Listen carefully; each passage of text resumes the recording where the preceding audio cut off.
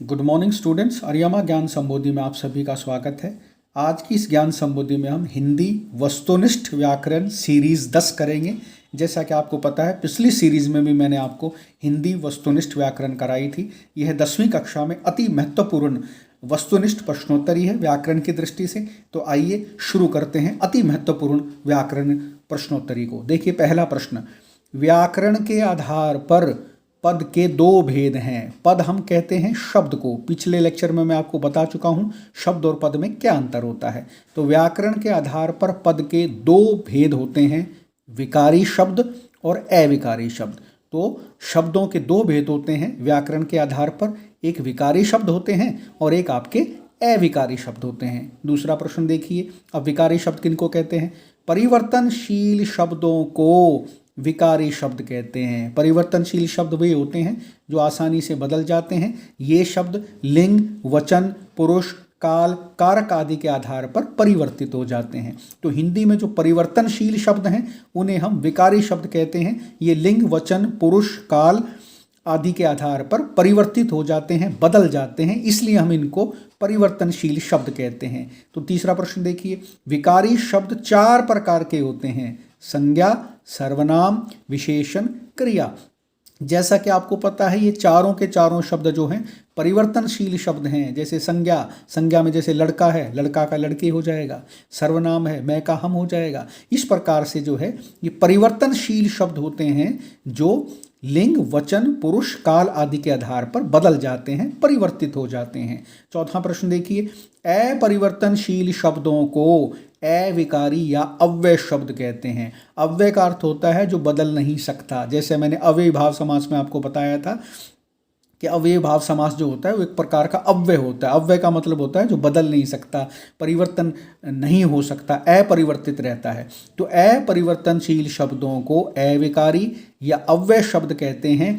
इन शब्दों में लिंग, वचन, पुरुष, काल, कारक आदि के आधार पर विकार या परिवर्तन नहीं होता। जैसा कि आपने ऊपर पढ़ा था, विकारी शब्द वो होते हैं जिनमें संज्ञा, सर्वनाम, विशेषण, क्रिया के हिसाब से परिवर्तन आ जाता है। लेकिन अविकारी शब्द वे होते हैं जिनमें लिंग, वचन, पुरुष, काल, कारक आदि के आधार पर किसी प्रकार का परिवर्तन नहीं आता और इन्हें हम अव्यय शब्द भी कहते हैं। देखिए, आप सीधा सा मतलब समझ लीजिए, का मतलब होता है नहीं, और परिवर्तनशील का मतलब हो गया जो परिवर्तित नहीं होते। का मतलब नहीं है यहाँ, और विकारी का मतलब जिसमें विकार आ जाए, जिसमें परिवर्तन हो जाए। तो ये परिवर्तनशील शब्द हो गए और ये आपके अपरिवर्तनशील शब्द हो गए, अपरिवर्तित शब्द हो गए, अव्यय शब्द हो गए। अगला प्रश्न देखिए, अविकारी शब्द 5 प्रकार के होते हैं: क्रिया विशेषण, संबंध बोधक, समुच्चय बोधक, विस्मयादि बोधक एवं निपात। ये 5 प्रकार के अविकारी शब्द होते हैं जिनका हिंदी में प्रयोग किया जाता है। जितने भी मैं आपको प्रश्नोत्तर करा रहा हूँ, संक्षिप्त के साथ साथ उनकी जो है व्याख्या भी अगले लेक्चरों में कराऊंगा, क्योंकि इस वक्त हम केवल वस्तुनिष्ठ व्याकरण कर रहे हैं। अगर एक एक विषय को खोल करके बताया जाएगा तो उसकी वस्तुनिष्ठता समाप्त हो जाएगी। तो अगले लेक्चर्स में मैं आप लोगों को ये सारी चीज़ें बताऊंगा, थोड़ी थोड़ी संक्षिप्त करके, कि क्रिया विशेषण कैसे, संबंध बोधक कैसे, समुच्चय बोधक कैसे, विस्मयादि बोधक कैसे, निपात किसको कहते हैं। क्योंकि संक्षिप्त व्याकरण में हम ये सारी चीज़ें डिस्कस करेंगे तो वस्तुनिष्ठता कहीं ना कहीं उसकी खतरे में पड़ जाती है। छठा प्रश्न देखिए, जब शब्द वाक्य के अंग के रूप में प्रयुक्त होता है तो वह पद कहलाता है। यह बोर्ड की परीक्षा में पूछा गया प्रश्न है। जब शब्द वाक्य के अंग के रूप में प्रयुक्त होता है तो पद कहलाता है। जैसे आपको पता ही है, शब्द वर्णों के सार्थक मेल से शब्द बनता है और शब्दों के सार्थक मेल से वाक्य बनता है। तो शब्द और पद एक ही बात होती है। पद आपको पता है वाक्य के अंग होते हैं। पदों के माध्यम से ही एक सार्थक वाक्य का निर्माण होता है। 7वां प्रश्न देखिए, संज्ञा का अर्थ है नाम, नाउन। संज्ञा को हम कहते हैं नाम। तो संज्ञा का सामान्य अर्थ होता है नाम। परिभाषा है, जो शब्द किसी प्राणी, वस्तु, जाति, स्थान या भाव का बोध कराते हैं उन्हें हम संज्ञा कहते हैं, जो नाम पर आधारित होते हैं। जैसे आप ये देखिए, राम आपको पता है व्यक्तिवाचक संज्ञा है। दिल्ली ये आपको पता है स्थानवाचक संज्ञा है। फल ये आपको पता है जातिवाचक संज्ञा है। बुढ़ापा ये आपको पता है भाववाचक संज्ञा है। तो जब भाव का बोध कराए तो भाववाचक संज्ञा, जब जाति का बोध कराए तो जातिवाचक संज्ञा, जब स्थान का बोध कराए तो स्थानवाचक संज्ञा, जब व्यक्ति का बोध कराए तो आपकी व्यक्तिवाचक संज्ञा। तो ये आपकी संज्ञा इस प्रकार से होती है। किसी व्यक्ति, वस्तु, स्थान, भाव आदि का बोध कराने वाले शब्दों को संज्ञा कहते हैं। संज्ञा का सामान्य अर्थ होता है नाम। अगला 8वां प्रश्न देखिए, संज्ञा के 3 भेद होते हैं, व्यक्तिवाचक संज्ञा, जातिवाचक संज्ञा और भाववाचक संज्ञा। अक्सर इस प्रश्न को लेकर के विद्यार्थियों में संशय रहता है कि संज्ञा के मुख्यतः भेद कितने होते हैं। कुछ पुस्तकों के अंदर संज्ञा के 5 भेद दिखा रखे हैं, उसमें जो है ये द्रव्यवाचक और समूहवाचक को मिला करके 5 भेद बता रखे हैं। तो देखिए छोटी कक्षाओं में क्योंकि बच्चों को उपभेद समझ में नहीं आते हैं, इसलिए उनकी सुविधा की दृष्टि से संज्ञा के 5 भेद बता दिए, व्यक्तिवाचक, जातिवाचक, भाववाचक, द्रव्यवाचक, समूहवाचक। लेकिन कक्षा 10वीं बड़ी क्लास है और इनको व्याकरणिक दृष्टि से हमें सही जानकारी देनी है, मानक जानकारी देनी है।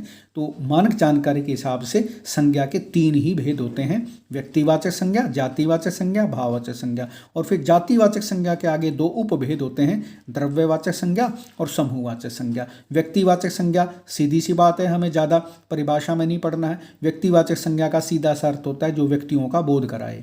तो देखिए राकेश, गंगा, भारत, ये व्यक्तिवाचक शब्द हैं, व्यक्तियों का बोध करा रहे हैं। कोई स्त्रीलिंग का बोध करा रहा है, कोई पुरुष का बोध करा रहा है। तो ये आपके एक प्रकार से व्यक्ति का बोध कराने वाले जो सूचक शब्द होते हैं वो व्यक्तिवाचक संज्ञा कहलाते हैं। उसके बाद जातिवाचक संज्ञा। जातिवाचक संज्ञा आपको पता है जो किसी जाति का बोध कराए। जैसे मैंने यहाँ शब्द लिखा लड़का, लड़का जाति का बोध करा रहा है। मैं यहाँ लड़की का लिखता तो लड़की भी जाति का बोध कराती। नदी, नदी भी जाति का बोध करा रही है। यदि हम नदी को नाम दे दें गंगा तो ये व्यक्तिवाचक बन जाएगी। लड़के को नाम हम दे दें मोहन तो ये व्यक्तिवाचक बन जाएगा। तो व्यक्तिवाचक से जातिवाचक बनाया जा सकता है, जातिवाचक से व्यक्तिवाचक बनाया जा सकता है। जैसे हम यहाँ राकेश है, ये व्यक्तिवाचक है। यदि हम इसको जातिवाचक बनाना चाहें तो हम इसको कह देंगे लड़का। जैसे ये व्यक्तिवाचक है गंगा, हम इसको जातिवाचक बनाना चाहें तो हम इसको नाम दे देंगे नदी। तो समझ गए ना आप, जब वो पूरी जाति का बोध कराता है तो जातिवाचक है, जब वो व्यक्ति विशेष का बोध कराता है तो व्यक्तिवाचक है। तीसरा है भाववाचक। जब किसी संज्ञा के अंदर किसी भाव का बोध हो, इसकी पहचान बड़ी सामान्य होती है।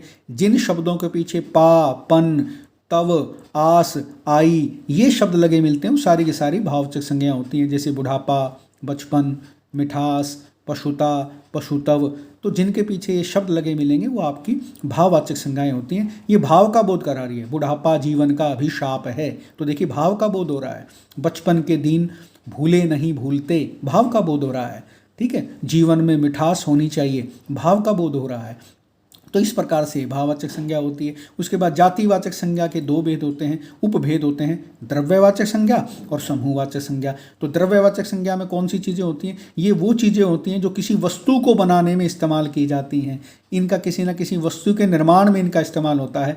तो उसमें लोहा आता है, उसमें मतलब धातुएं आती हैं, लोहा है, सोना है, चांदी है, पीतल है, उसमें पत्थर भी आता है, लकड़ी भी आती है, प्लास्टिक भी आता है। ये सभी के सभी द्रव्यवाचक हैं। इनसे किसी न किसी वस्तु का निर्माण होता है। प्लास्टिक से किसी न किसी प्लास्टिक की वस्तु का निर्माण होगा, लकड़ी से किसी न किसी लकड़ी की वस्तु का निर्माण होगा, पत्थर से भी किसी न किसी पत्थर की वस्तु का निर्माण होगा, चांदी से भी किसी न किसी आभूषण का निर्माण होगा, सोने से भी किसी न किसी आभूषण का निर्माण होगा। तो ये सारी की सारी द्रव्यवाचक संज्ञाएं कहलाती हैं। और जैसा कि समूहवाचक, समूहवाचक से आपको सीधा पता लग रहा है किसी ग्रुप के बारे में जब सूचना मिलती है, जब किसी समूह का बोध होता है। समूह क्या होता है? Group of people.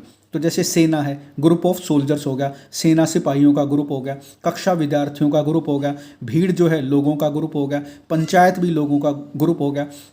तो जहाँ भी समूह का बोध होता है, सेना भी समूह है, कक्षा भी समूह है, भीड़ भी समूह है, पंचायत भी समूह है, तो ये आपकी समूहवाचक संज्ञा होगी। तो आसान तरीके से समझने का प्रयास कीजिए। जटिलता जो है व्याकरण में अच्छी नहीं लगती। जटिल तरीके से व्याकरण को ना समझिए। सीधे सीधे तरीके से यदि आप व्याकरण को समझते हैं तो व्याकरण में मैं समझता हूँ आपका एक भी अंक नहीं कटेगा। 9वां प्रश्न देखिए, संज्ञा, संज्ञा अथवा अन्य विकारी शब्दों के जिस रूप से संख्या का बोध हो उसे हम वचन कहते हैं। सीधी सी बात है, आपको पता है वचन का मतलब ही होता है कि जब हम किसी संज्ञा या अन्य विकारी शब्दों के जिस रूप से हम संख्या की ओर जाएं, हम ये जाएं कि ये भी एक वचन है या बहुवचन है, कैसा है, तो वो आपका वचन कहलाता है। तो हिंदी में आपको पता है 2 प्रकार के वचन होते हैं, एक वचन और बहुवचन। जब एक वचन का बोध हो तो एक वचन, जब बहुवचन का बोध हो तो बहुवचन। बिल्कुल सामान्य सी बात है। एक वचन लड़का, बहुवचन लड़के, एक वचन लड़की, बहुवचन लड़कियां, एक वचन पुस्तक, बहुवचन पुस्तकें। समझ गए मेरी बात को? तो जहां एक का बोध हो वहां एक वचन, जहां दो का या बहु का बोध हो वहां बहुवचन। तो संज्ञा अथवा अन्य विकारी शब्दों के जिस रूप से संख्या का बोध हो कि वह एक वचन है या बहुवचन है तो उसे हम वचन कहते हैं। 10वां प्रश्न देखिए, जिन संज्ञा शब्दों से उसके पुरुष अथवा स्त्री होने का बोध हो उसे हम लिंग कहते हैं। तो जिन संज्ञा शब्दों से उसके पुरुष अथवा स्त्री होने का बोध होता है उसे हम लिंग कहते हैं। हिंदी में दो लिंग होते हैं, पुल्लिंग और स्त्रीलिंग। पुल्लिंग जो होता है वो पुरुषों का बोध कराता है और स्त्रीलिंग जो होता है वो स्त्रियों का बोध कराता है। एक नपुंसक लिंग भी होता है, वह नपुंसक लिंग जो होता है हिंदी में नहीं होता, वह संस्कृत में प्रयोग किया जाता है। हिंदी में दो ही लिंग हैं, पुल्लिंग और स्त्रीलिंग। जिससे जिन संज्ञा शब्दों से उसके पुरुष या स्त्री होने का बोध हो उसे हम लिंग कहते हैं, बिल्कुल सामान्य। 11वां प्रश्न देखिए, संज्ञा या सर्वनाम के जिस रूप के द्वारा उसका संबंध वाक्य के अन्य शब्दों से जाना जाता है उसे हम कारक कहते हैं। बड़ा महत्वपूर्ण है, परीक्षाओं में कई बार पूछा गया है। संज्ञा या सर्वनाम के जिस रूप के द्वारा उसका संबंध वाक्य के अन्य शब्दों के साथ जाना जाता है उसे हम कारक कहते हैं। जैसा कि आपको पता है हिंदी में कुल 8 कारक हैं, कर्ता, कर्म, करण, संप्रदान, अपादान, संबंध कारक, अधिकरण कारक, संबोधन कारक, और इनकी विभक्तियां हैं फिर आगे जिनको हम परसर्ग भी कहते हैं। तो कर्ता ने कर्म को करण से, संप्रदान के लिए, अपादान से जुदाई, संबंध का के की, अधिकरण में, पर, संबोधन हे अरे। तो इस प्रकार से ये कारक और जो अभी मैंने आपको बताई वो उनकी विभक्तियां और इनकी संख्या है 8। तो इस तरह से आप सामान्य सी बातों को ध्यान रखेंगे तो व्याकरण का कोई प्रश्न आपका गलत नहीं होगा। 13वां प्रश्न देखिए, हिंदी, संस्कृत, मराठी और नेपाली भाषाओं की लिपि देवनागरी है। यह प्रश्न पूछा गया है कि हिंदी की लिपि कौन सी है? देवनागरी है। तो आपको पता होना चाहिए देवनागरी केवल हिंदी की ही लिपि नहीं है, यह संस्कृत, मराठी और नेपाली भाषाओं की भी लिपि है। लिपि की आवश्यकता किस लिए होती है? जो हमारी मौखिक ध्वनियाँ होती हैं उन मौखिक ध्वनियों को लिखित रूप देने के लिए हमें लिपि की आवश्यकता होती है, क्योंकि लिपि के माध्यम से ही हम भाषा को स्थायित्व प्रदान करते हैं। तो हिंदी भाषा की लिपि है देवनागरी। 14वां प्रश्न देखिए, हिंदी दिवस प्रत्येक वर्ष 14 सितंबर को मनाया जाता है। बड़ा महत्वपूर्ण प्रश्न है, परीक्षा में कई बार पूछा गया है। हिंदी दिवस आपको पता है हर वर्ष हम 14 सितंबर को मनाते हैं। स्कूलों में और जिला स्तर पर और ब्लॉक स्तर पर कई कार्यक्रम होते हैं हिंदी दिवस पर, जिसमें कविता पाठ होता है, निबंध प्रतियोगिताएं होती हैं। तो हिंदी दिवस 14 सितंबर को मनाया जाता है। जैसा कि आपको पता है हिंदी भारत की राजभाषा 14 सितंबर 1949 से है। हिंदी को राष्ट्रभाषा का भी दर्जा नहीं मिला है, इसे राजभाषा कहा गया है। 15वां प्रश्न देखिए, संविधान के अनुच्छेद 343 के अनुसार हिंदी भारत की राजभाषा है। दो चीज़ें होती हैं, एक होती है राजभाषा, एक होती है राष्ट्रभाषा। राजभाषा होती है कि जिसमें हम कार्यालयीय कार्य करते हैं उसे हम राजभाषा कहते हैं कि राज्य की भाषा क्या है, तो राज्य की भाषा हिंदी भी है। और एक राष्ट्रभाषा उसे हम कहते हैं जो पूरे राष्ट्र की भाषा होती है। और जैसा कि आपको पता है भारत बहुभाषावादी देश है। संविधान ने जो है 22 से ज़्यादा भाषाओं को मान्यता दे रखी है। उसमें हिंदी भी है, उसमें तमिल भी है, तेलुगु भी है, कन्नड़ भी है, मलयालम भी है, मराठी भी है, उसमें आपकी और भी भाषाएं, डोगरी है, संथाली है। तो इस प्रकार से बहुत सारी भाषाएं हैं। तो उन भाषाओं में से हमने केवल हिंदी को जो है भारत में राजभाषा का दर्जा दिया, राष्ट्रभाषा का उसे दर्जा नहीं मिल पाया, क्योंकि जितनी अन्य भाषाएं हैं वो इस चीज़ को लेकर के आंदोलन करती रहती हैं कि हिंदी को ही राष्ट्रभाषा क्यों कहा जाए। लेकिन अगर हम वैसे वास्तव में माने, अगर हम संविधान की बात छोड़ दें तो हिंदी वास्तव में हमारी राष्ट्रभाषा ही है, क्योंकि भारत में 60 करोड़ से ज़्यादा लोग हिंदी भाषा का इस्तेमाल करते हैं। तो जो राष्ट्रभाषा हम किसे कहते हैं? जो भाषा बहुत बड़े भूभाग पे बोली जाती है उसे हम राष्ट्रभाषा कहते हैं। और हिंदी आपको पता है 60 करोड़ से ज़्यादा लोग भारत में इसका इस्तेमाल करते हैं। तो वह कहीं ना कहीं संवैधानिक दृष्टि से तो राजभाषा है, लेकिन वास्तव में वो राष्ट्रभाषा का दर्जा भी प्राप्त किए हुए है। अगला प्रश्न बड़ा महत्वपूर्ण है, बोर्ड की परीक्षा में पूछा गया है। हिंदी का पहला समाचार पत्र कौन सा था? उदंत मार्तंड। हिंदी का यह पहला समाचार पत्र था उदंत मार्तंड।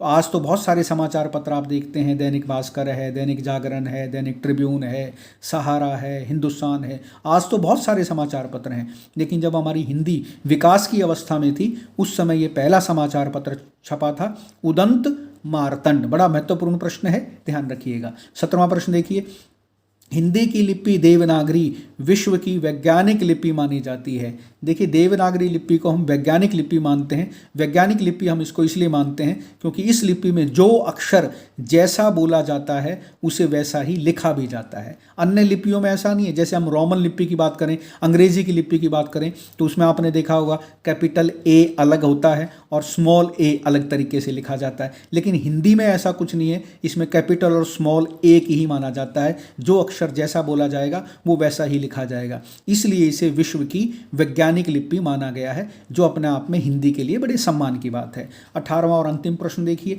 व्याकरण शिक्षण के अंतर्गत बच्चों को सबसे पहले संज्ञा का ज्ञान कराया जाता है। जैसा कि आपको पता है, बच्चा, बालक स्वयं एक संज्ञा होता है, लड़का स्वयं एक जाति सूचक शब्द है, तो अपने आप में जो है वो खुद ही एक संज्ञा होता है। उसके आसपास जो लोग होते हैं वो भी संज्ञा होते हैं। तो जब हम व्याकरण शिक्षण की शुरुआत करते हैं तो सबसे पहले बच्चे को संज्ञा पढ़ाते हैं। संज्ञा, सर्वनाम, विशेषण, क्रिया, क्रिया विशेषण, संबंध बोधक, समुच्चय बोधक, विस्मयादि बोधक, निपात, ये सारी चीज़ें उसको क्रम से बताई जाती हैं। तो व्याकरण शिक्षण के अंतर्गत बच्चे को सबसे पहले संज्ञा का ज्ञान कराया जाता है।